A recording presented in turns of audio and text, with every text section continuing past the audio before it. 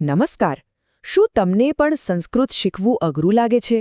તો ચાલો આજે હાસ્ય યોગઃ પાઠના કેટલાક મજેદાર ટૂચકાઓ સાથે આપણે હસતા હસતા સંસ્કૃત શીખીએ. તો તૈયાર છો ને આ મજાની સફર માટે? ઘણા બધા વિદ્યાર્થીઓને છે ને શરૂઆતમાં સંસ્કૃત થોડું અઘરું લાગતું હોય છે. નવા નવા શબ્દો, અજાણ્યા વાક્યો, આ બધું થોડું ગૂંચવણભર્યું લાગે, ખરું ને? શું તમારી સાથે પણ આવું જ થાય છે? તો ચાલો એ ડરને છે ને સાવ ભગાડી દઈએ, કારણ કે આજે આપણે મજાક મસ્તી કરતા કરતા સંસ્કૃત શીખવાના છીએ. ચાલો ત્યારે આ મજેદાર દુનિયામાં એક ડૂબકી લગાવીએ. આપણી પહેલી વાર્તા છે એક દુકાનદાર અને ગ્રાહકની. ચાલો જોઈએ આ બંનેની વાતચીતમાં એવી તો શું મજા છુપાયેલી છે. તો જુઓ, એક ગ્રાહક દુકાનમાં આવે છે અને એક ખાસ મશીન જોઈને ત્યાં જ ઊભો રહી જાય છે. અને પછી એ ખૂબ જ ઉત્સાહથી દુકાનદારને એ મશીન વિશે પૂછવા લાગે છે. દુકાનદાર, જેને સંસ્કૃતમાં આપણીકઃ કહેવાય, એ ગ્રાહકને આકર્ષતા કહે છે, એતત યંત્રમ ક્રીણાતુ ક્રયણ યોગ્યમસ્તિ, એટલે કે આ મશીન ખરીદી લો, આ ખરીદવા જેવું છે. હવે ગ્રાહકને તો વધારે રસ પડ્યો.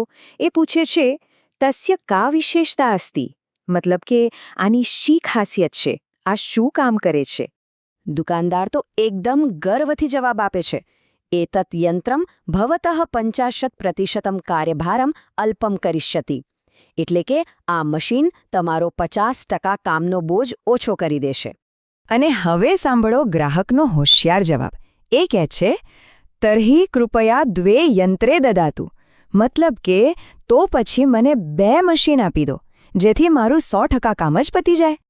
ચાલો હવે આપણે ક્લાસરૂમમાં જઈએ અને એક શિક્ષક અને વિદ્યાર્થી વચ્ચેની મજેદાર વાતચીત સાંભળીએ. શિક્ષક વિદ્યાર્થીનું હોમવર્ક એટલે કે ગૃહ કાર્ય તપાસી રહ્યા છે, પણ એમના ચહેરાના હાવભાવ પરથી તો એવું લાગે છે કે તેઓ બિલકુલ ખુશ નથી. શિક્ષક વિદ્યાર્થીને ઠપકો આપતા કહે છે, ભવતઃ ગૃહકાર્યે બહવઃ દોષાઃ, એટલે કે તારા હોમવર્કમાં બહુ બધી ભૂલો છે. હવે વિદ્યાર્થીનો જવાબ સાંભળીને તો તમને પણ હસવું આવી જશે. એ બહુ જ માસુમિયતથી કહે છે, મહોદય, એતે સર્વે દોષઃ અહમ એકઃ એવ ન કરોમિ, એટલે કે સાહેબ, આ બધી ભૂલો મેં એકલાએ નથી કરી. અને પછી એ રહસ્ય ખોલે છે, ગૃહપાઠ લેખને મમ પિતાપી સહાયતમ કરોતિ, મતલબ કે હોમવર્ક લખવામાં તો મારા પપ્પા પણ મને મદદ કરે છે. હવે કહો, આ ભૂલો કોની ગણાય? અને હવે આવે છે આપણી છેલ્લી વાર્તા. આ વાર્તા છે 2 ચોરની, જેઓ એક મોટી ચોરી કરીને આવ્યા છે. 2 ચોરોએ એક બેંક લૂંટી છે અને હવે તેઓ લૂંટના પૈસા કેવી રીતે ગણવા એની મૂંઝવણમાં છે.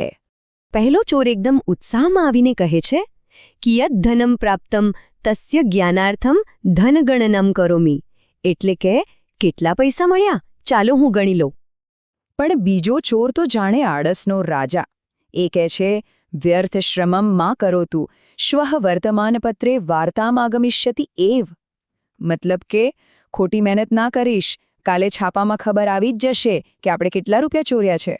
આ મજેદાર વાર્તાઓ સાથે આપણે કેટલાક નવા સંસ્કૃત શબ્દો પણ શીખ્યા. તો ચાલો એ શબ્દોના ખજાના પર એક નજર નાખીએ અને એને બરાબર પાકા કરી લઈએ.